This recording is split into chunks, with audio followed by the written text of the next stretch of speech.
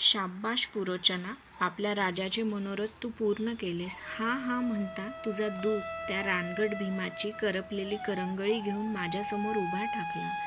धन्य आहे तुझ्या स्वामीनिष्ठेची. कुरूंचा राजा म्हणून अभिषेक झाल्यानंतर आर्यावर्तातील सर्व पवित्र नद्यांचं जलतीर्थ म्हणून माझ्या तळ हातावर पडल्यानंतरही जेवढा आनंद माझ्या मनाला वाटणार नाही तेवढा या करपलेल्या करंगळीकडे बघून वाटतो आहे. हे पुरोचना, जे कुणालाही शक्तीच्या जोरावर कधीही शक्य नव्हतं ते आज तू तुझ्या बुद्धीच्या जोरावर शक्य करून दाखविलंस. सिंहालाही न भिणारा भीम आज तू केवळ गवताच्या काड्यांनी जाळून टाकलास. पुरोचनानं वार्ता देऊन धाडलेल्या सेवकाकडे पाहताना एकच चित्र माझ्या डोळ्यासमोर उभं राहत होतं. कसे मेले असतील ते पांडव? उकळत्या पाण्यात कंदमुळं उकडली जातात तसे, की यज्ञाच्या धगधगत्या होमकुंडात समिधांची लाकडं जळून खाक होतात तसे? काय काय वाटलं असेल त्यांना मरताना? माझी खात्री आहे मरताना त्यांनी माझ्या नावाचा केविलवाना आक्रोश करून मला लाखोळी वाहिली असेल. त्या राजमाता म्हणविणाऱ्या कलंकित कुंतीनं कडकडून मिठी मारून अर्जुनाच्या रूपानं मिरविणारं ते काळ्या रंगाचं पाप कायमचं आपल्या उदरात घेतलं असेल. वेड्या अबले, कुरूंचं सोमवंशांचं हे राज्य आहे. कोणतीही वारांगणा या राज्याच्या सिंहासनाच्या आजूबाजूला सुद्धा फिरकू शकत नाही. काल तू कौरवांची राजमाता होतीस. कुरूंचा अजिंक्य वैभवशाली राजदंड तुझ्या चरणांपुढे झुकत होता. आपलं पाप कुणाच्याच लक्षात येत नाही या कल्पनेनं तुझं कोडगं मन आपल्या पोरांना राज्याभिषेक झाल्याची सुख स्वप्न पाहत होतं. पण आज मात्र तू मृत्यूच्या पायातील माती झालीस. केवळ माती. वारणावताचं घनदाट अरण्य हे पांडवांनी दहनभूमी ठरलं. सगळे नगरजन त्या पांडवांना सिंह म्हणत होते. ठीकच आहे, त्या सिंहांना अशा अरण्यातच चिरविश्रांती मिळाली आणि म्हणूनच वारणावत हे माझं आजपासून तीर्थक्षेत्र झालं आहे. पांडव जळाले आणि माझं मन, नित्य जळणारं मन, आज शांत झालं. ही सर्व किमया करणारा पुरोचन मात्र परत आला नाही. तो त्या लक्षागृहात तर जळून गेला नसेल ना? माझं मन तर मला पुन्हा पुन्हा हेच सांगत आहे की स्वतःची स्वामीनिष्ठा सिद्ध करण्यासाठी त्याने हा मार्ग स्वतःच पत्करला असावा. स्वर्गाची वाट पांडवांना शेवटपर्यंत दाखविण्यासाठी तो मृत्यूलोक सोडून केवळ माझ्यासाठीच त्या पांडवांबरोबर गेला असावा. जा पुरोचना, निर्धास्तपणे जा. तुझी अर्धांशी तशीच कुटुंबातली इतर सर्व माणसं यांची जबाबदारी आजपासून दुर्योधनाने आपल्या समर्थ स्कंदावर घेतली आहे. तुझ्या पराक्रमाचं प्रतीक म्हणून लवकरच मी वारणावतावर मर्दिनीचं एक मंदिर बांधून ते एक तीर्थक्षेत्र म्हणून घोषित करणार आहे. ज्या दिवशी तू राजनिष्ठेसाठी हे सुंदर जग सोडलंस त्या दिवशी प्रतिवर्षी वारणावतात एक प्रचंड यात्रा भरेल. जा शांतपणे. तुझ्या नावावरून सर्व जग आता त्या अरण्याला पुरोचनारण्य म्हणतील. पुरोचना, अरे पांडव वारणावताला जाऊन पोहोचल्याची वार्ता येते न येते तोच पाठोपाठ ते जळून मेल्याची वार्ता तुझा दूत आणतो काय? तुझ्यासारखे प्रामाणिक आणि तत्पर सेवक आहेत म्हणूनच या दुर्योधनाची छाती सदैव उन्नत आहे. तू जिवंत परत आला असतास तर तुला महाद्वारात मी कडाडून मिठी मारली असती. तुझी स्वामीनिष्ठा तुझ्या प्रत्येक कृतीतून स्पष्ट झाली आहे. या दुर्योधनाच्या प्रेमासाठी एक चंचल मनाची हरिणी तिच्या 5 शावकांसह जाळून खाक केलीस तू. इतकं करूनच तू थांबला नाहीस. आपल्या राजासाठी एक अतिशय आनंदाची वार्ताही तू दूतांकडे पाठवून दिलीस. पांचाळ देशाच्या युवराज्ञी याज्ञसेनीच्या स्वयंवराची वार्ता घेऊन तुझा सेवक राजनगरात आला तेव्हा माझ्या मनाची कारंजी उफाळून उधळू लागली. पांचालांची युवराज्ञी याज्ञसेनी, द्रुपद राजाची रूपगर्विता कन्या द्रौपदी. मी असं ऐकलं होतं की तिच्या सर्वांगाला सुगंध येतो. याज्ञसेनी म्हणजे सुगंधाची चालती बोलती जिवंत कुपी आहे. वर्णानं ती थोडीशी सावळी आहे म्हणे. म्हणूनच सावळ्या रंगाच्या पण धुंद गंधाच्या भुईचाफ्याच्या फुलासारखी ती दिसत असणार.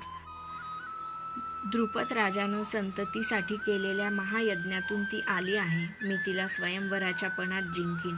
द्रुपदाच्या बलशाली राज्याची कुरूंचे रक्ताचे संबंध येतील. नाहीतर द्रौपदीसारखं रत्न हस्तिनापूरच्या राजमुकुटाशिवाय इतरत्र कसं शोधून दिसणार? पुरोचनानं ही वार्ता स्वतः आणली असती तर मी त्याला कंठातील पुष्कराजाचा गुंफ उपहार म्हणून दिला असता. कर्णासारखा पाठीराखा, द्रौपदीसारखी अर्धांगी, दुःशासनासारखे बलदंड 99 भाऊ, दुःशलेसारखी बहीण, शकुनी मामांसारखे कुशल राजकारणपटू आणि पुरोचनासारखे तळहातावर मस्तक घेऊन माझ्यासाठी केव्हाही मरायला तत्पर असलेले शेकडो हजारो सैनिक, यामुळे कौरवांचा राजदंड या आर्यवर्ताच्या हिमालयासारखा उंच राहील. मी माझ्या समर्थ दंडानं तो पेलीन. माझं एक सुखस्वप्न होतं आणि प्रत्येक जिवंत माणसाचं कोणतं ना कोणतं तरी सुखस्वप्न असतं. ते साकार करण्यासाठी तो जीवनभर प्राणपणानं लढत असतो. मीही तसाच लढणार होतो, अखंड धडपडणार होतो. एकसारखी धडपड हाच जीवनाचा अर्थ आहे. आपल्या कल्पना मूर्त करायच्या असतील तर एकसारखी अविरत अखंड धरपकडच करावी लागते. त्यावरच राज्य उभं राहत असतं. माझ्या मार्गातला पांडवांचा एक मोठा अडथळा कायमचा दूर झाला होता. पांडव गेले होते, त्यांच्या स्मृतीत तरी कशाला. केवळ स्मृतीतून कर्तव्यशून्यता निर्माण होते. लवकरच त्या पांडवांचं दिवसाचं एक मोठं भोजन घालून मी त्यांच्या मृत्यूवर राजमुद्रा ठोकायचं ठरविलं आहे. रडायचं नाटक मला जमणार नाही, म्हणून ते काम मी शकुनी मामांकडे दिलं आहे. नगरजन ते भोजन जेवणार आहेत आणि ढेकरांबरोबर पांडवांना विसरूनही जाणार आहेत. राजाला नेहमीच हे असं वागावं लागतं. राजाचं जीवन हे काही बाणासारखं सदा नाकासमोर जाणारं नसतं. कधी ते गदेसारखं गोल फिरतं, कधी ते खडगासारखं आडवे तिडवे प्रहार करतं, कधी कधी तर भुशुंडीसारखं नुसतीच दगडांची फेक ते करतं. सत्य हे राजाचा मार्ग ठरवीत नसतं. राजा ठरविल तोच मार्ग सत्य म्हणून समाज स्वीकारित असतो. पांडवांच्या मृत्यूची वार्ता शकुनी मामांनी कर्णाला सांगितली. मला वाटलं होतं की तो त्या वार्तेनं खुलून जाईल, पण मामांनी जे सांगितलं ते ऐकून मी स्तब्धच झाले. पांडव गेले असे ऐकताच तो म्हणे आपल्या मस्तकाला तळहाताची घट्ट धरून क्षणभर मटकन खालीच बसला. त्याचा घात कुणी केला? ते 5 वीर मारणारा कोण बलवान योद्धा निघाला? राजमाता कुंती देवी तर सुरक्षित आहेत का?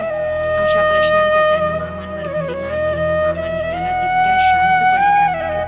ते अपघातानं वारणावतच्या अरण्यात जळून गेले. राजमाता कुंती देवी तरी वाचायला पाहिजे होत्या, पण दैवापुढे कुणाचं काय चाललं? ते ऐकून तो काहीच बोलला नाही. शेवटी कंटाळून शकुनी मामा त्याच्या कक्षातून निघून गेले. तो त्यांच्याशी एक शब्द बोलला नाही. गवाक्षातून एकतर तो नुसता गंगेच्या पात्राकडे पाहत राहिला. संध्याकाळी स्वतःची भेट घ्यावी म्हणून मी त्याच्या कक्षाकडे गेलो, पण शौनानं मला सांगितलं की तो इतर कुणाला काहीच न सांगता केवळ मला मी चंपानगरीला जातो आहे एवढंच सांगून एकटाच निघून गेला. 15 दिवस तरी तो मला आता राजनगरात भेटणार नव्हता. हस्तिनापुराला तो परत आलाच नाही तर एक शंका माझ्या मनात दाटून राहिली. बरेच नगरजन पांडवांच्या उत्तरक्रियेचं जेवण जेवून गेले.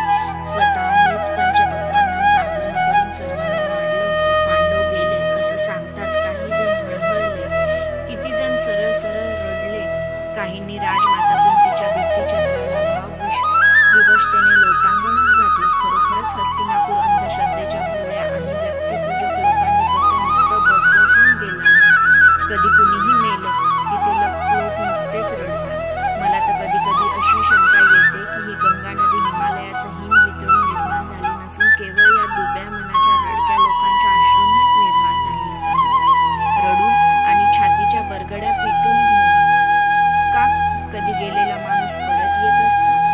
पण हे आशांना कुणी पटवायचं? सगळेच रडगाणं गात बसलेले. जनसमुदाय हा मूर्ख असतो हेच खरं. या प्रसंगातून शकुनी मामा किती बुद्धिमान आणि कुशल आहेत याचा मला आणखी एकदा अनुभव आला. मी त्यांना माझा हित करता मांडलंच होतं, पण आता या प्रसंगानं त्यावर निश्चिततेची राजमुद्रा ठोकली गेली. भोजनासाठी आलेल्या सर्व नगरजनांना पांडव गेले असं उत्तरीयाचं टोक डोळ्यांना लावून सांगत ते शेवटी म्हणाले, दुर्दैव तुमचं आणि आमचं की पांडवांची मृत शरीर दहनासाठी सुद्धा आपल्या हाती मिळू शकली नाही. आमच्या या क्षुद्र हातांनी जणू त्या पुण्यवंतांना बळावणी सुद्धा घ्यावा असं वाटलं नाही. मामांचे मनभावी उद्गार सर्वांना ज्वलंत आणि जिवंत भावनांसारखे वाटले. त्यांच्या आत्म्यांना शांती लाभावी यासाठी हे भोजन आहे. ते तुम्ही घेतलं नाही तर त्यांना शांती लाभणार नाही. मामांच्या त्या उद्गारांनी सर्वांनाच कोंडीत पकडलं. प्रत्येक जण चालता बोलता बस्तीत बाण होता, कुठंही मारावा, अयशस्वी ठरणार नाही. शेपटी बाहेर निघाली की निदान पात तरी लक्षात अडकून राहीलच.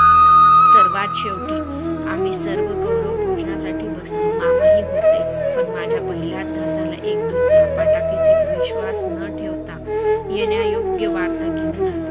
वर खाली होणारं बक्षसावरी तो तुटक स्वरात म्हणाला, महाराज, दक्षिण पांचालांच्या राज्यात कुणीतरी ब्राह्मण पुत्रानं हिडिंब आणि बकासूर या अजिंक्य नरमांस भक्षक राक्षसांना द्वंद्व युद्धात नुसत्या भुक्यांनी ठार मारला आहे. ती वार्ता ऐकताच भीम अजून जिवंत आहे की काय अशी शंका माझ्या मनात तरळून गेली आणि घशातला घास घशातच अडकला. पण ती जीवघेणी शंका मी क्षणात निर्धारानं दूर झाली. कारण शंका ही घायपाटासारखी असते.